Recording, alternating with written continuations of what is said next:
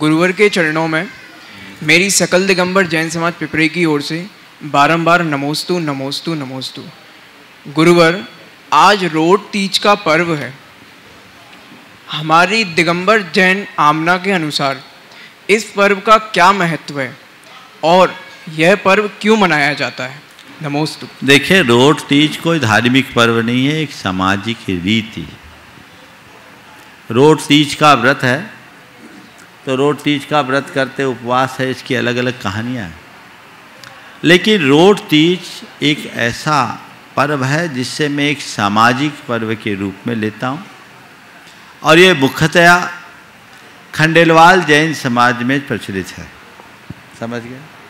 उस दिन विशेष रूप से रोट बनाया जाता है और रस परित्याग पूर्वक रोट खाया जाता है। इसके साथ जुड़ी हुई कहानियाँ तो अपनी जगह में उनमें नहीं जाता, लेकिन इसके पीछे सबसे बड़ी भावना है वो रस त्याग की। जिस दिन रोट तीज होता है उस दिन घर में रोट बनता है, लोग एक अनाज खाते हैं, रसों का त्याग करके खाते हैं। उबली भी तोरू, रोट और बूरा, काम खत्म। एक धान्य खाना। और इसके पीछे एक जो सबसे सकारात्मक भावना है वो ये है कि उस दिन घर के मुखिया का महत्व समझ में आता है।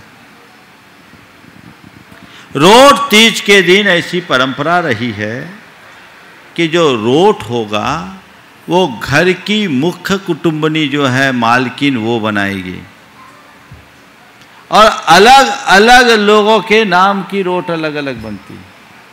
और बड़ी प्रक्रिया के साथ उस व्यक्ति को एक पीढ़े पर बिठाया जाता, उसको तिलक किया जाता, चांदी के सिक्के से रोट तोड़ा जाता।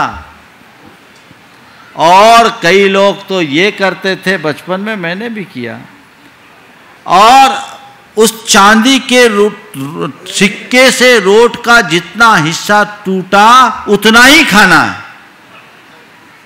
ये हुआ, ये परिपाटी थी, लोगों ने भुला दिया। और ये परंपरा इस बात का मतलब कोई व्यक्ति उस दिन कहीं हो, रोट तीज के दिन अपने घर रहेगा और बड़े बूढ़ों के हाथ अपने रोट खाएगा।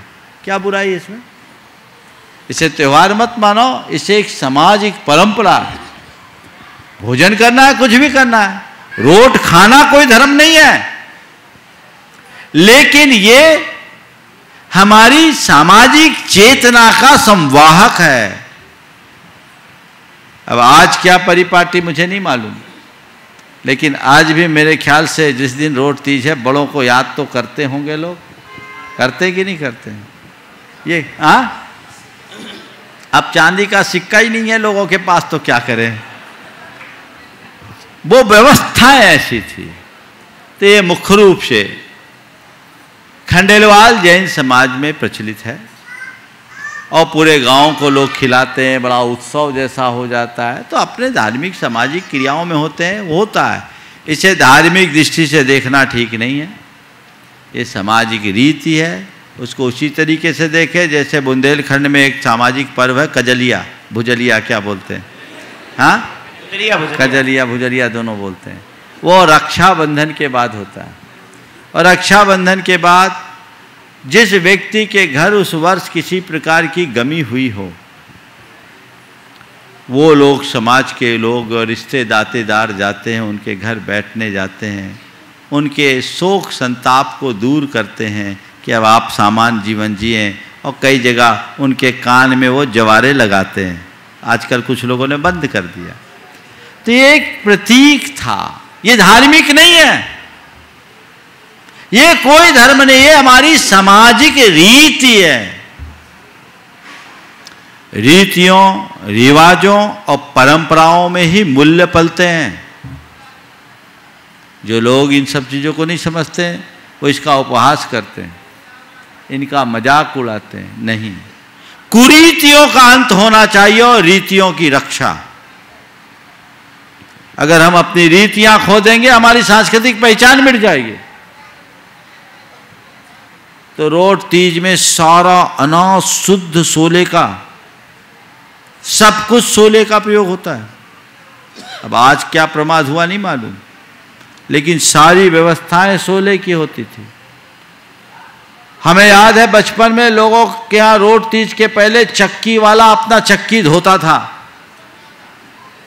वहां से जाकर के लोग चक्की से अपना आटा पिसा के आते थे रोट का। अब तो घर घर में चक्की हो गई, शुद्धता के साथ।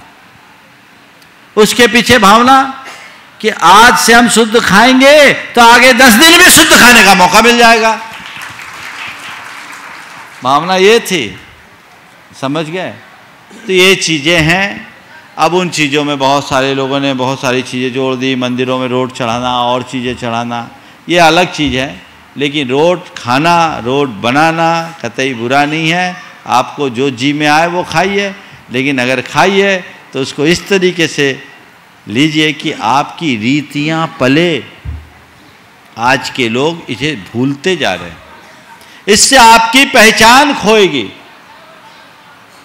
इससे आने वाली पीढ़ी में भी चलना चाहिए जो हजारों साल से चलता आ रहा है।